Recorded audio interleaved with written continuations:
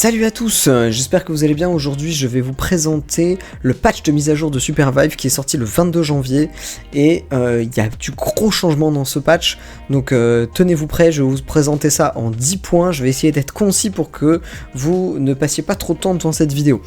Donc premier point, qui est un des plus importants, c'est la refonte des niveaux. On passe plus niveau 9 maximum, maintenant c'est le niveau 15 le niveau maximum, et en plus on n'est plus limité sur les jours-nuits. Il n'y a plus de jours où c'est capé le niveau, vous pouvez farmer à l'infini et gagner des niveaux. Ce qui nous amène aussi au deuxième point, c'est-à-dire que l'XP pour le PVP, quand vous tuez du coup des ennemis, vous gagnez de l'XP dès que vous mettez quelqu'un en ectoplasme. Dès qu'il est en wisp, c'est fini, il y a l'XP qui vous est donné.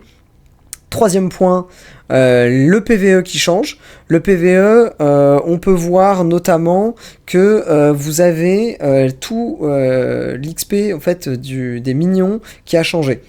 En fait, tous les sbires vous donnent un XP différemment, notamment parce qu'ils sont niveau 6 et peuvent aller jusqu'au niveau 15 évidemment, et donc en commençant directement au niveau 6, ils sont tout de suite plus haut niveau que nous, donc vous allez gagner de l'XP au fur et à mesure, et ça va vous permettre en fait d'avoir toujours des mobs qui sont potentiellement plus forts que vous et qui vont vous donner plus d'expérience.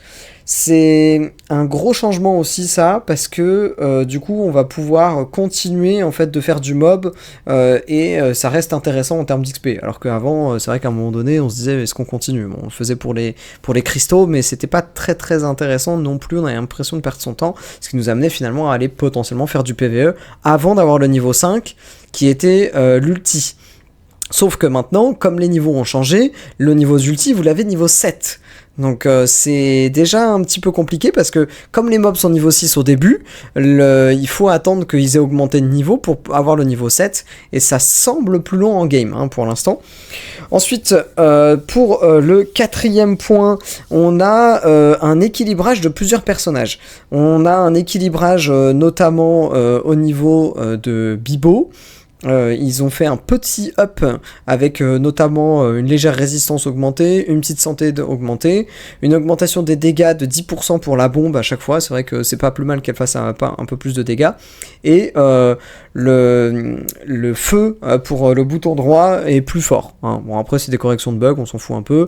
Brawl, bon bah voilà, Brawl, même après le nerf du dernier patch, évidemment c'était pas suffisant, donc c'est très bien qu'il y ait encore eu un nerf, hein. Il y a beaucoup moins de vitesse d'attaque renforcée, des hitbox la hitbox qui a été réduite pour le passif, donc pour évidemment l'attaque de base, et ainsi de suite. On va pas s'attarder dessus, hein. Globalement il énerve, c'est tout ce qui compte. Céleste, petit changement, il y a désormais la possibilité de réactiver sa barrière de glace pour geler les ennemis sur place.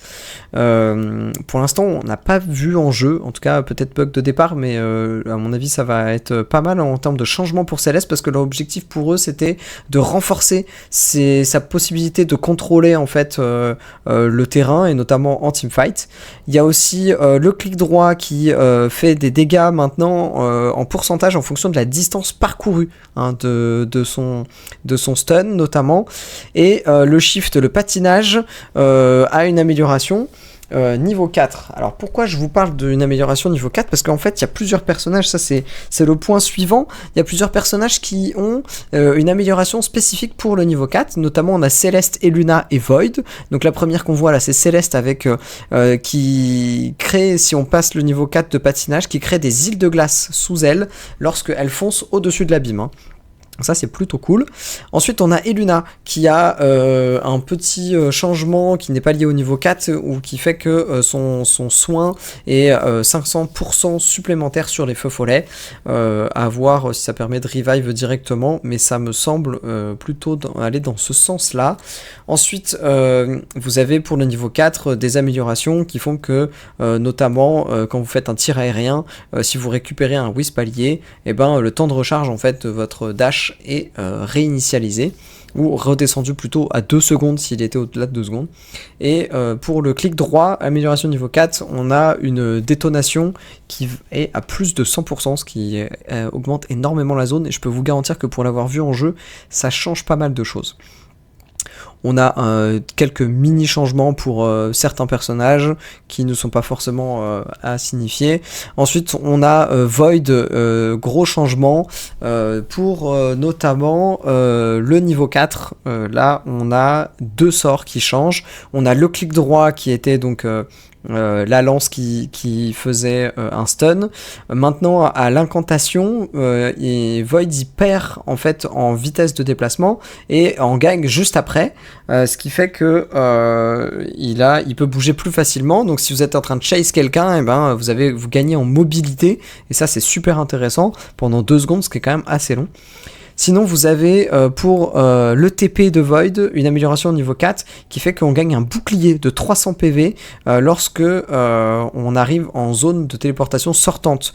Donc soit en défense soit en attaque, je peux vous garantir que ça c'est vraiment très très très chouette.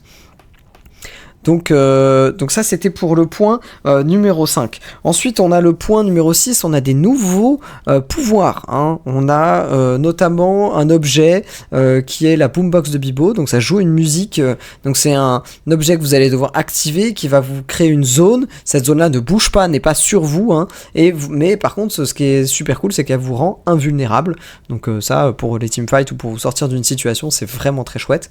Ensuite on a Coquille d'épine qui est un peu comme sur LoL, celle qui renvoie en fait, ça réduit les dégâts et en plus ça renvoie des dégâts chez les autres personnages, donc ça c'est vraiment très chouette.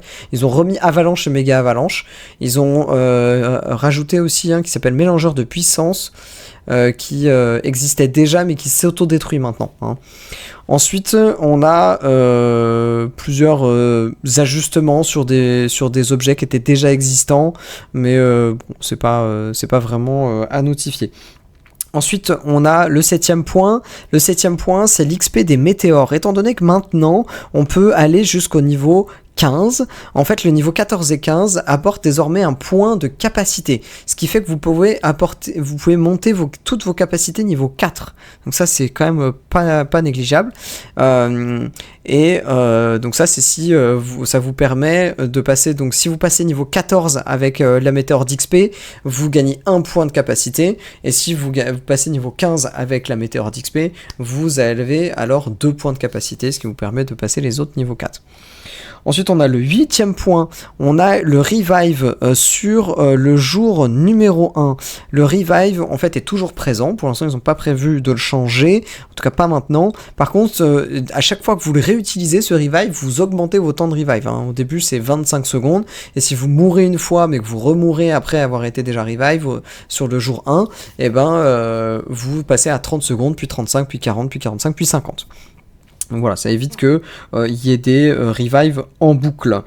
9e point, désormais vous regagnez du mana quand vous mettez un ennemi à l'état d'ectoplasme. Ce qui fait que vous allez pouvoir retrouver du mana au fur et à mesure des fights.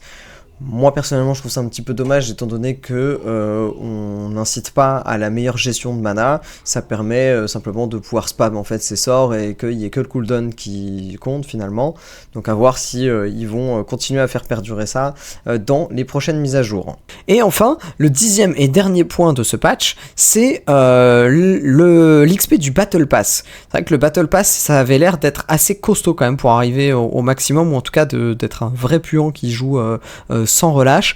Là vous allez pouvoir passer 50% de temps d'XP en moins globalement que ce qu'ils avaient prévu à la base, donc ça c'est gratuit entre guillemets. Le Battle Pass devait se finir le 9 avril, finalement il se termine le 2 avril, mais bon ça fait pas un gros changement, il y a quand même 50% d'XP en moins, ce qui fait que normalement ça devrait être plus facile de l'atteindre.